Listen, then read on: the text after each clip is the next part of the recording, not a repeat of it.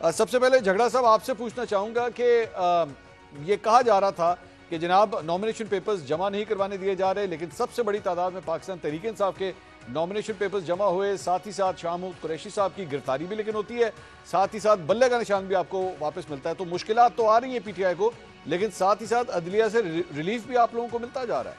मेरे ख्याल में ये खुशाइन बात है, लेकिन जो गवर्नमेंट कर रही है वो तो आपके सामने है मंसूर। मेरे ख्याल में ये तो डिनाई नहीं हो सकता, चाहे वो पहले फेज में जब लोग कागजात जमा कर रहे थे तो जो हुआ, चाहे दोबारा जो आज मैं कोर्ट में ज्यादा न्यूज नहीं सुनी, लेकिन अभी मैं सोशल मीडिया पे देख रहा था, शुरू में सलमान अकरम राजा साहब की ट्वीट है कि आज प्रपोजल्स और सेकेंडर्स को नहीं ले जाने जा रहा था, या फिर जैसे आपने कहा ये जो साइकिल है रिपीट अरेस्ट का, मुझे खौफ सिर्फ ये है कि ये चीजें एक बार से खत्म नहीं होती, ये चलती जाएंगी। मेरे ख्याल में जैसे जितने भी आप अभी जो न्यूट्रल ह्यूमन राइट्स एक्टिविस्ट्स हैं या जितने भी जो है वो आप न्यूट्रल ऑब्जर्वर्स देख लें, वो यही कह रहे हैं लोगों की पॉलिटिकल पार्टी से मोहब्बत या नफरत हो सकती है, लेकिन कॉन्स्टिट्यूशन शुड रेन सुप्रीम। रोकड़ी साहब, अब आपकी जमात ऑब्वियसली ज्यादातर उन लोगों के ऊपर मुश्तमिल है जो तहरीक इंसाफ ही छोड़ के आए हुए हैं। कितना बड़ा नुकसान है ये कि बल्ला वापस आ गया है बैलेट पेपर पे? देखें जी मंसूर जी, मेरी ख्वाहिश की अहमियत नहीं है, हमने ये देखना है कि इलेक्शन कमीशन ऑफ पाकिस्तान ने जो फैसला किया वो दुरुस्त है या नहीं। हमारी अगर बहस इसके ऊपर हो तो वो ज्यादा बेहतर हो। दूसरा, अब आज मैं तजिया ये दूंगा कि पेशावर हाई कोर्ट का सिंगल पथ आई डोंट नो, मुझे नहीं पता, मैंने अभी ट्वीट्स कुछ पढ़ी कि वो एक आदमी की कोर्ट है वगैरह वगैरह, और अब देखना ये है कि इलेक्शन कमीशन ऑफ पाकिस्तान की रूलिंग को वो किस तरीके से मुतासिर कर सकते हैं। यानी एक नया क्राइसिस, एक नया केओस, जुडिशियल क्राइसिस।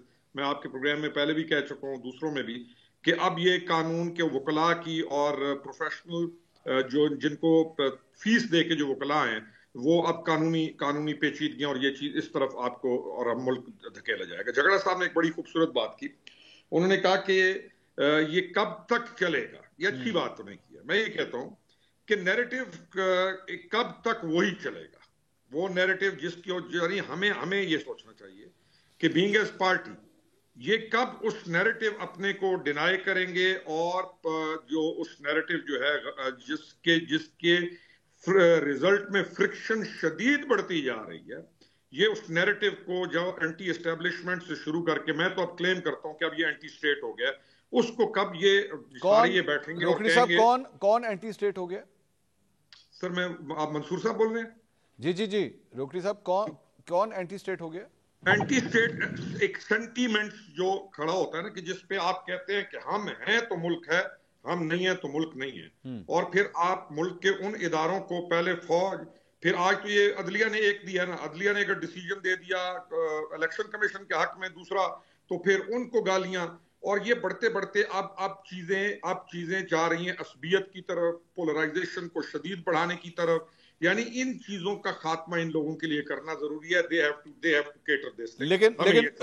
लेकिन मैं रोकड़ी साहब, मैं बॉल झगड़ा साहब की तरफ फेंकने से पहले मैं एक बात जानता हूं कि वो आपसे जरूर ये पूछना चाहेंगे कि आपको बिल्कुल फेयर प्ले नजर आ रहा है? नॉमिनेशन पेपर्स छीने जाने के वाकयात, लोगों को रोकने के वाकयात, वकला को गिरफ्तार करने का, वकला को गायब करने के मामलात, तस्दीक कुनिंदा, तायीद कुनिंदा, उनके गायब होने के मामलात, you think this is all fair और ये बिल्कुल एक ऑर्गेनिक तरीके से हो रहा है?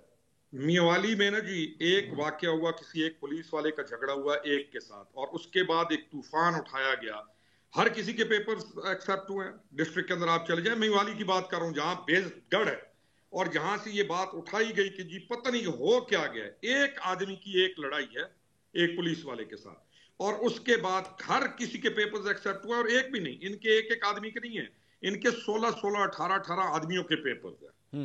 कहां पर नहीं हुए? मैं तो अपने डिस्ट्रिक्ट की बात कर रहा हूं, कहां पर ये कहें कि किसी एक का पेपर एक्सेप्ट नहीं हुआ? कहीं पर ये कहें? मैं पूछ लेता हूं, झगड़ा साहब बताइए, कोई एक आदमी हो जिसके पेपर्स एक्सेप्ट नहीं हुए? सर एक लिस्ट छाई हुई थी, मैं दोबारा कह देता हूं, लेकिन मैं रोकड़ी साहब का शुक्रिया अदा करता हूं कि उन्होंने मान लिया कि इतनी सख्ती के बावजूद सबसे ज्यादा जिन लोगों ने पेपर्स जमा किए वो पाकिस्तान तहरीक इंसाफ के 2500 का फिगर था, इसके साथ कोई 800-900 और ऐड कर ले, पीटीआई के लोगों ने एज इंडिपेंडेंट, ये कैंडिडेट्स का रुझान देख लें जो हाल था। आई एम सॉरी, वो तो Mansoor thank you for saying कि वो कहीं से फ्री एंड फेयर जो है वो नहीं था। इसके बाद आई एम सॉरी, ये आप नहीं कह सकते कि एक पार्टी एंटी स्टेट है। आप उसके बयानिए में एक नुकसान, एक इशू या दूसरा इशू जो है वो फाइंड आउट कर सकते हैं। 50, 60, 70% लोग स्टेट के एंटी स्टेट नहीं हो सकते। इलेक्शन होने दें, अवाम को डिसाइड करने दें। ये जमहूरियत की बुनियाद है, जमहूरियत की रूह है। आप लोगों को पार्टिसिपेट करने देते हैं, आप लोगों को रोकते नहीं है। ऐसे नहीं रोकते जैसे इंडियन हेल्थ कश्मीर में पुलिस आ गई है या इंडियन पंजाब से पुलिस आ गई है और पाकिस्तानी पंजाब में ऑपरेट कर रही है। मियां वाली में मुझे खुशी है जिसके पेपर्स जो है वो जमा हुए, लेकिन मुझे अमजद नियाजी साहब की तस्वीरें भी याद आ रही हैं, उनका बयान भी याद आ रहा है, उनके फैमिली का डिनायल भी याद आ रहा है। और जो मियां वाली के सबसे बड़े सन ऑफ द सॉइल हैं, उनके बारे में सुप्रीम कोर्ट के जज अतर मिनल्ला के कमेंट्स भी याद आ रहे हैं। ठीक है, मैं यहाँ पे रोकड़ी साहब आपसे एक सवाल करना चाहूंगा। आपकी पार्टी के 2-3 ऐसे रहनुमा हैं जिनके नाम नहीं सामने आए, उन्होंने अपने पेपर्स नहीं जमा करवाए। उसमें अली जैदी साहब हैं, इमरान इस्माइल साहब हैं, अली नवाज अवान साहब हैं। इनके पेपर्स क्यों नहीं जमा हुए? आई डोंट नो जी मंसूर, मेरा ना उनसे राब्ता है ना उनसे वास्ता है और ना मुझे इल्म है कि उन्होंने क्यों नहीं कराए। लेकिन मैं आपके के बाद मैं पूछ लूंगा कि क्या व्हाट इज द रीजन, उन्होंने क्यों नहीं। मैं अभी क्रिटिसाइज नहीं करना चाहता हूँ। ना अली जैदी को पता है कि वो उसकी पोजीशन नहीं है पॉलिटिकल। ये जो अली अवान है इसको भी पता है कि इसकी पॉलिटिकल कोई पोजीशन नहीं है।